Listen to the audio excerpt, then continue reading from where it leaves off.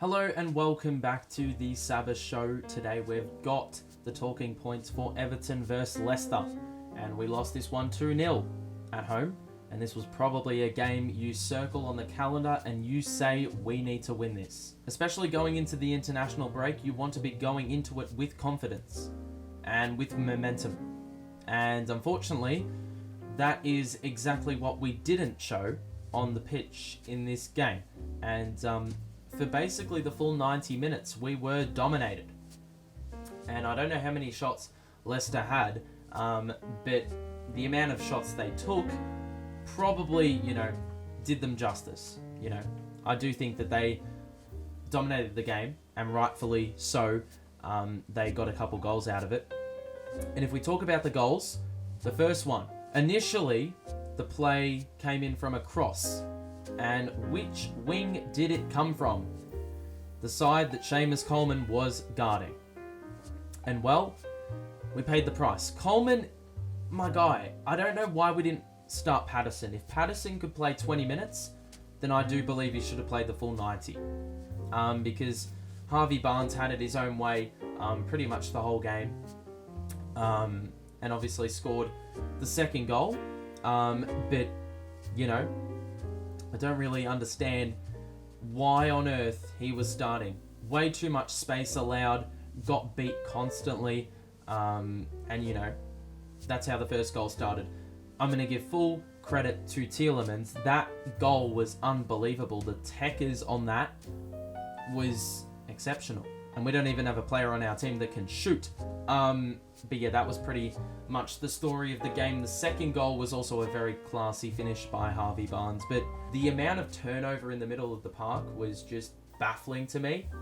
There were some times where we looked pretty good and looked pretty fluent. And that was always run through Alex Iwobi, who is my player of the match. Every single opportunity we had, it was all kickstarted by Alex Iwobi. And I don't know how many times I'm going to give him player of the match this year, but there's so many games where he is the most glaring positive because he tries to make things happen. He works hard. He tries to run into space. He allows attackers to have opportunities, and there were a couple of those in the first half, and even the second half. But Iwobi was mostly the facilitator of all of those shots. Or all those creation opportunities. You know what I'm saying? So, it's pretty much straightforward. He works harder than everyone else, and he makes opportunities and makes our team better. But he was probably the lone hand. The back line just looked vulnerable, trying to play it out of the back too much. I do think second half we were more direct, with the long balls, but as soon as DCL went off with an injury, and we'll talk about that in a minute, Mope comes on, and all of a sudden that, direct play we're trying to do, as much as it really restricts, the way in which we turn the ball over, it also makes us turn the ball over at a higher up point on the pitch, given Mope is pretty useless in the air. And he can't control a ball at his feet for his life.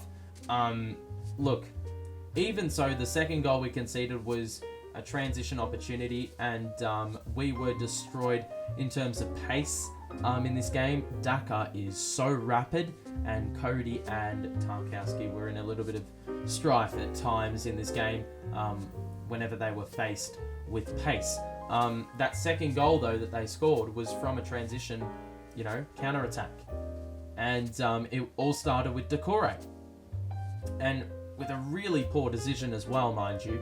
But regardless, that was basically the story of the game. Constant turnover, constantly being threatened in our own box. And, the scoreline has something to show for it, And, look, it's really disappointing because, as I said, we probably needed to win a game like this. That said, I do think that Leicester's ladder position prior to the game was not indicative of how capable they are. They've got some really good players on the team, and it was fully on display today.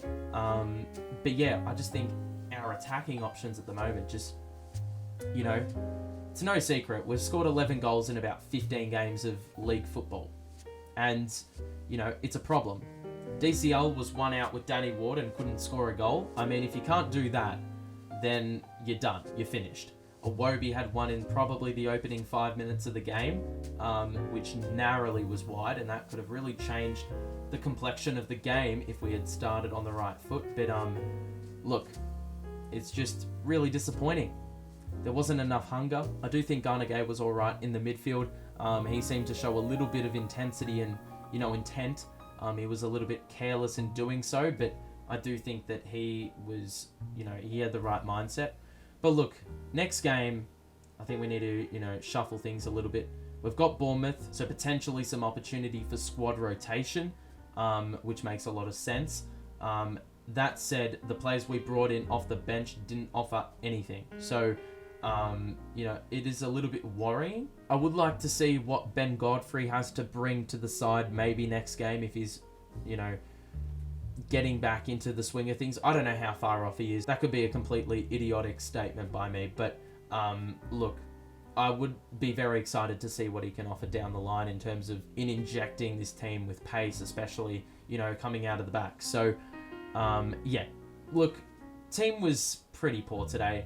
You can't really sugarcoat it. We need to bounce back against Bournemouth. We've got him in the cup, and then we've got him in the league. So, look, I don't know if you want to win in the cup, because then that may fire them up to exploit whatever you know, any flaws you displayed in the earlier meeting. So, look, I don't know if you want to play well or poorly, or what do you want to do, but, yeah, it's going to be interesting to see.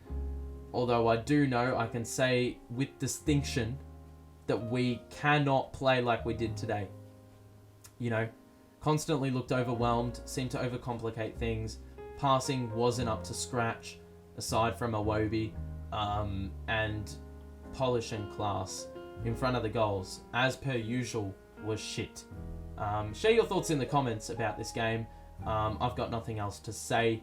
But yeah, I mean, this is going to be a part of the learning curve. We can't expect to be completely perfect, but in saying that, as we said in previous weeks, and we say every week, this team needs to display the non-negotiables, and that is effort and work rate and intensity from the word go for a full 90 minutes. And, you know, if we can do that, the fans will be happy. But today it was completely far off from that. So we need to bring that in the next couple games.